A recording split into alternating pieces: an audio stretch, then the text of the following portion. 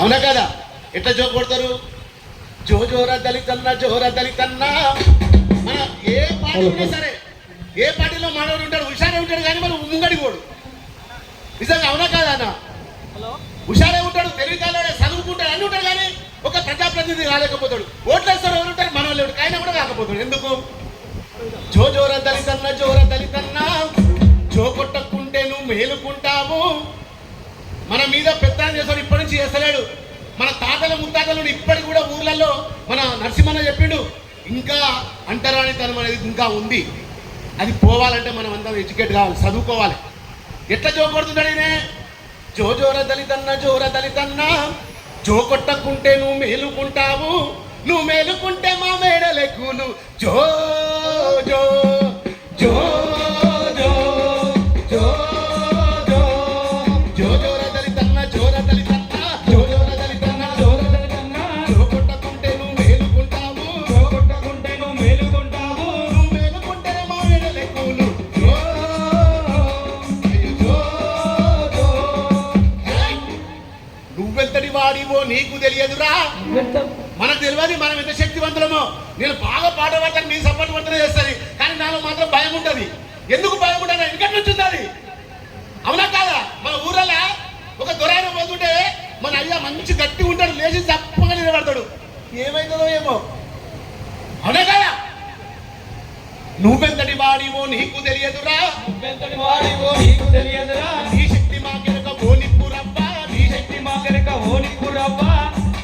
నువ్వెంతటి వాడివో నీకు తెలియదురా, నీ శక్తి మాకెరక ఓ నిప్పురవ్వ. అప్పుడే పుట్టిన హనుమంతునోలే సూర్యుని మింగేసి శక్తి నీకుంది. ప్రాణం అడిగితే నువ్వు దానకర్ణుడవు, పగబట్టినావంటే పరశురాముడవు, ఏది నేర్వాలన్నా ఏకలవ్యుడవు. అందుకే నన్నెప్పుడు అరిచి ఉంచేము. జో జో జో జో జో జో.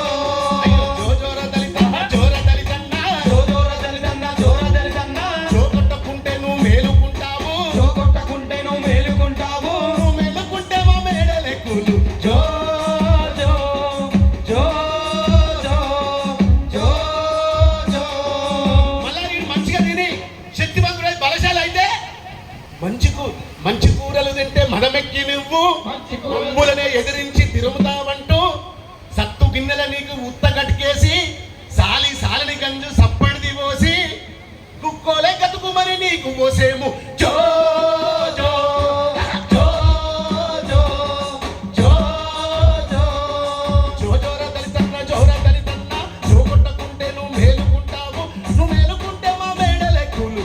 జో జో జో జో. ఇప్పటికైనా ఏ రాజకీయ పార్టీలు ఉన్నా నేను ఇక్కడ సారథి కళాకారంగా మాట్లాడతలేను. ఈ భువనగిరి గడ్డ మీద పుట్టిన బిడ్డగా మాట్లాడుతున్నా, ఒక పేద బిడ్డగా మాట్లాడుతున్నా.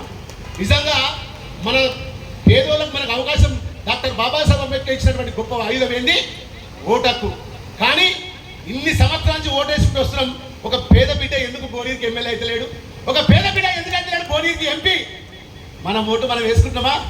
ఓటమ్మా ఓటమ్మా ఓటమ్మా, నిన్ను ఏకయేసి వస్తీగా దామాయమ్మ.